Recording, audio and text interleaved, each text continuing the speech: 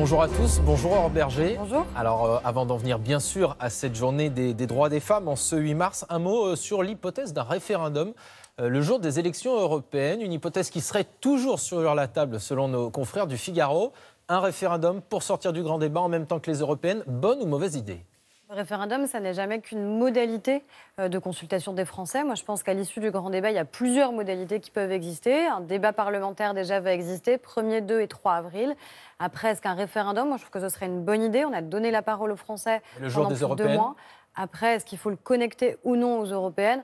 Tout dépend aussi des questions qui seront posées aux Français. Je pense qu'il y aura beaucoup de choses sur la question de la réforme institutionnelle. En tout cas, moi, d'un point de vue personnel, je pense qu'on ne parle jamais assez d'Europe. Et j'aimerais que pour ces élections européennes, on parle déjà et avant tout d'Europe. Et on verra si, à l'issue, il faut ou non poser ce référendum en même temps. Le grand débat est bientôt officiellement terminé, c'est le 15 mars. Est-ce qu'il faut le prolonger ?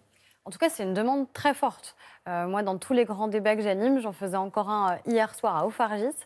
Clairement, systématiquement, on nous demande de poursuivre en fait, ce mode de fonctionnement qui est un principe de délibération permanente. Après, il faut aller au-delà de la délibération pour évidemment mettre en œuvre un certain nombre des préconisations qui ont pu être entendues. Aussi arriver à hiérarchiser les priorités, trier, parce qu'il y a aussi beaucoup de choses contradictoires qui ont pu être dites, mais tout le monde a pu en tout cas s'exprimer. Il y a plus d'1 200 000 contributions sur le site granddébat.fr. Et je pense que ce serait compliqué de se dire que ça n'a été qu'une parenthèse et que ça ne peut rien changer à notre mode de fonctionnement. Il faut que ça change durablement nos pratiques. Alors ce matin, dans les colonnes de nos confrères du Parisien, Marlène Schiappa confirme que la question de l'ouverture de la PMA à toutes les femmes, femmes seules ou couples homosexuels, eh bien, sera mise au débat à l'Assemblée nationale avant l'été. Est-ce que c'est une priorité aujourd'hui, notamment en matière de droits des femmes ?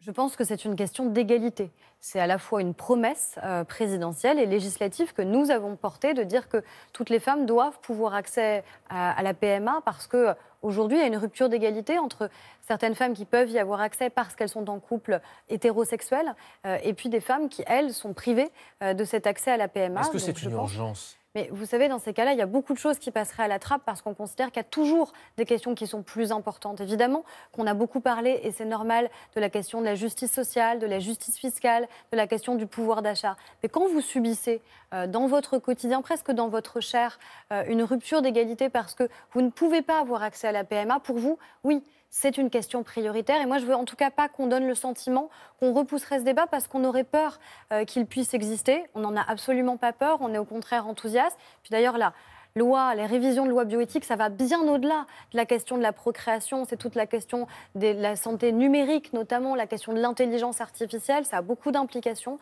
Ce sera présenté en Conseil des ministres en juin. Et moi, j'espère vraiment que ça pourra être débattu dès 2019. Alors, on a parlé beaucoup en début de semaine d'un indice salarial pour voir l'égalité hommes-femmes dans les entreprises de plus de 1000 salariés. À travail et compétences égales, on a constaté que les femmes étaient payées 9% de moins que les hommes. Mais visiblement, ce n'est pas beaucoup mieux dans l'État. 450 000 €. C'est la pénalité qui a été payée par le Quai d'Orsay, qui n'a pas respecté en 2017 la législation qui vise à faciliter la nomination de femmes à des postes de directrice ou d'ambassadrice. Et il y en a qui ont fait encore pire, c'est Bercy, 1 700 000 €. Comment est-ce que l'État peut donner des leçons s'il n'est pas exemplaire en matière de parité ? Je suis tout à fait d'accord. Je pense qu'il faut une exemplarité de la puissance publique. On ne peut pas, nous, législateurs, édicter des lois en disant à nos entreprises « il faut que vous respectiez l'égalité salariale » et nous-mêmes, État, ne pas la respecter. Alors ça concrètement, fait comment on fait pour la respecter et pour faire en Vous sorte... savez déjà, ça fait 46 ans que la loi n'est pas respectée. Un demi-siècle que la loi n'est pas respectée et qu'il reste un écart inexpliqué, c'est-à-dire qu'on ne comprend pas pourquoi il y a encore ce 9% persistant. Peut-être qu'il faut alourdir encore plus les sanctions quand il s'agit de l'État, parce qu'après tout, on a ce devoir d'exemplarité. Je crois à la vertu de cet index. Beaucoup nous disaient qu'on n'allait pas oser le publier et dire quels étaient les bons élèves, parce qu'il y a aussi un certain nombre de bons élèves, de très grandes entreprises qui sont à quasiment 100 sur 100, et puis il y a des moins bons élèves. Et ceux-là, on leur dit de manière très claire que s'ils ne dépassent pas les 75 sur 100 de cet index, eh bien, ils ont 3 ans pour le faire. Sinon, c'est des sanctions lourdes.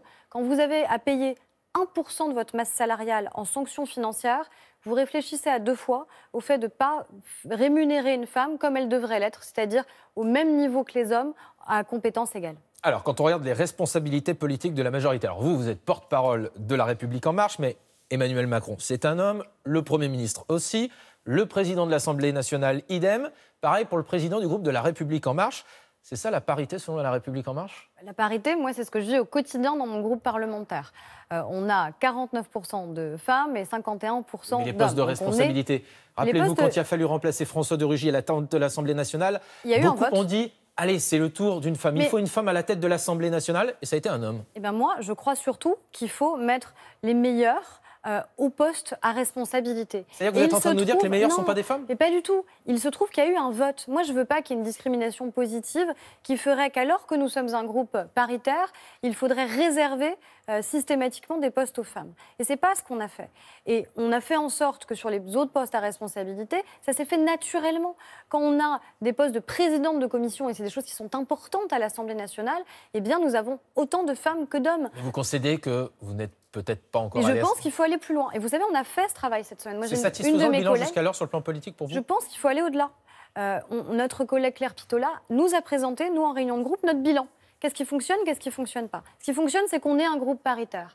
Ce qui fonctionne, c'est que grâce aux députés femmes de La République En Marche, 67% des femmes de l'hémicycle sont membres de notre groupe. Donc ça veut dire qu'on a largement participé à la féminisation de l'Assemblée nationale. Yaël Braun-Pivet, qui est président de la commission des lois, eh bien c'est une femme. Et on a comme ça un certain nombre de responsabilités. Il faut aller plus loin, le mandat n'est pas fini, le mandat n'est pas terminé. Le gouvernement, lui, est paritaire et je pense que progressivement dans le mandat, en fonction d'autres postes qui pourront aussi exister, de renouvellement... Dans les postes qui peuvent bientôt exister, Aurore Bergé, vous n'êtes pas le seul à le savoir, il y a la tête de liste pour les élections européennes de La République En Marche. Deux favorites, nous dit-on, Agnès Buzyn, Nathalie Loiseau. Oui, c'est deux femmes. Deux femmes. Alors, laquelle vous choisissez? Moi, je n'ai pas à arbitrer entre les deux. C'est deux femmes avec lesquelles on travaille au quotidien. Nathalie Loiseau, ce serait une bonne candidate? Ce serait une très bonne candidate. Les deux le seraient. Nathalie Loiseau, elle connaît par cœur évidemment les enjeux européens. Mais je n'ai pas de raison de me fâcher avec deux femmes qui sont deux femmes de qualité et qui sont deux femmes qui sont tout à fait légitimes pour pouvoir porter tout l'espoir qu'on a sur ces élections européennes. C'est une élection majeure qui va se jouer le 26 mai. Est-ce qu'on a envie de continuer la montée du nationalisme au sein de l'Union européenne ou est-ce qu'on a envie que le progrès social, ça veuille encore dire quelque chose? Quand on parle de la question des droits des femmes et quand on voit ce qui se passe avec des partis nationalistes, par exemple en Espagne avec Vox, qui remet en cause la question de l'IVG de manière régulière, quand on voit ce qui se passe dans un certain nombre de pays de l'Est, systématiquement quand les partis nationalistes arrivent au pouvoir ou cherchent à arriver au pouvoir, ils remettent en cause la question des droits des femmes, de l'intégrité de leur corps. Et donc je pense qu'il y aura aussi quelque chose à jouer très important le 26 mai sur ces sujets-là. Merci beaucoup, Aurore Bergé. C'est à vous, Thierry. Et sachez que dans Dimanche en politique, eh bien, Francis Letellier recevra justement le patron du groupe de La République En Marche à l'Assemblée nationale, Gilles Legendre. Rendez-vous à 12h10 dimanche sur France 3.